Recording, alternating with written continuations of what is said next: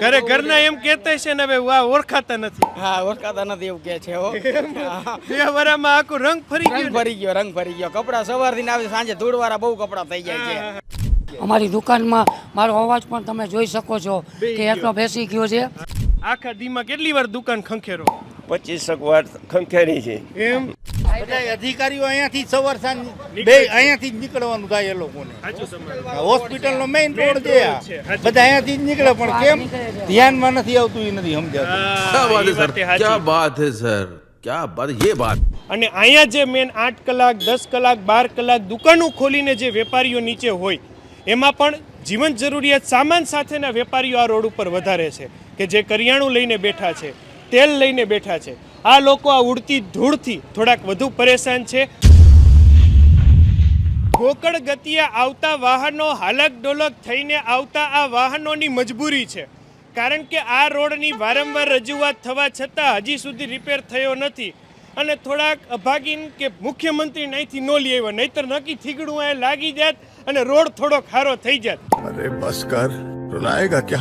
RB ન્યૂઝની અંદર આપ સૌ લોકોનું હાર્દિક સ્વાગત છે ને હું છું તમારી સાથે રવિ બરાસરા.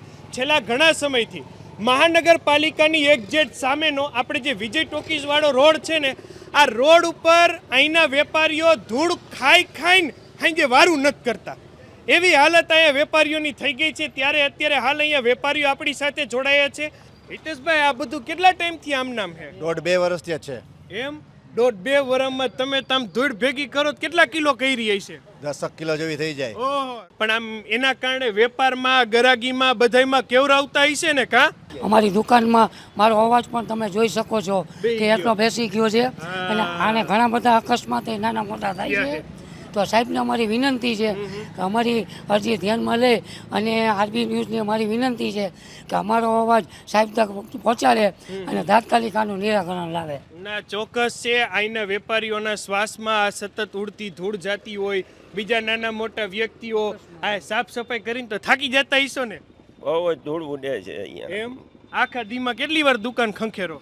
25 વાર ખંખેરી છે.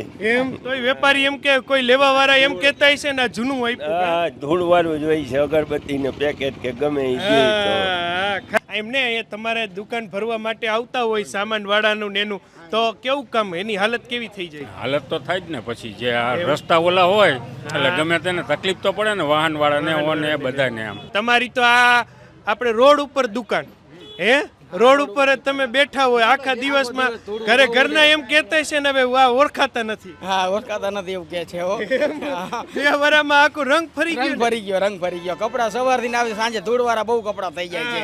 માલ પણ એટલો ખરાબ થઈ જાય છે બધો. ગ્રાહક એમ કે ધૂળનું નવું જ આપો અમને. એમ સ્વાસ્થ્યમાં પણ તકલીફ થાય છે. અને અહીંયા રોડ નીકળે આટલા વાહનો કમાનું ભાંગી જાય. ટેકનિકલી તો વાહનો વાળાને હેરાન ગતિ ને ઘણી તકલીફ છે. અમે 2-3 વાર બધા દુકાનો બંધ બધા દુકાનવાળાને સાથે લઈને સાહેબ પાસે ગયા હતા, અરજી આપી પણ કાંઈ નિકાલ થતો નથી. આ જે અહીંયા મોરમ નાખી છે ને જે વાહનો સવારથી સાંજ નીકળે છે ને એટલી ધૂળ ઉડે છે એની વાત જવા દો તમે. સવાર સાંજ અમે વારીને થાકી જઈએ છીએ. સાહેબ કહે છે કે બધું ચોખ્ખું રાખો પણ ધૂળ જ એટલી ઉડે છે કેવી રીતે ચોખ્ખું રાખવું? ફેરીને થાકી જાય. અમે દિવસના 5 વાર વાળતા તો એટલી ધૂળ થાય છે. બાકી અમારા ખાંડના વેપારી છે તમારે તો અહીંયા ગાડીઓ ભરાતી હોય શું કમાન બમાન છટકી જતી હશે ને? અરે કમાન છટકી જાય શું મજૂર હેરાન થઈ જાય છે. ધૂળું એટલી બધી ઉડે વાત જવા દો. એમ ને માંદા પડી જાય છે. સાચું તમારું. નગરપાલિકા વેરો તો બધો લઈ લીધે કોઈ સાફ સુફ કરવા તો આવતું નથી અહીંયા કાંઈ. સાચું તમારું. એટલે નાગરિક વેપારીઓ પોતાની જાગૃતતા દાખવે છે પણ સાથે સુવિધા માગે છે.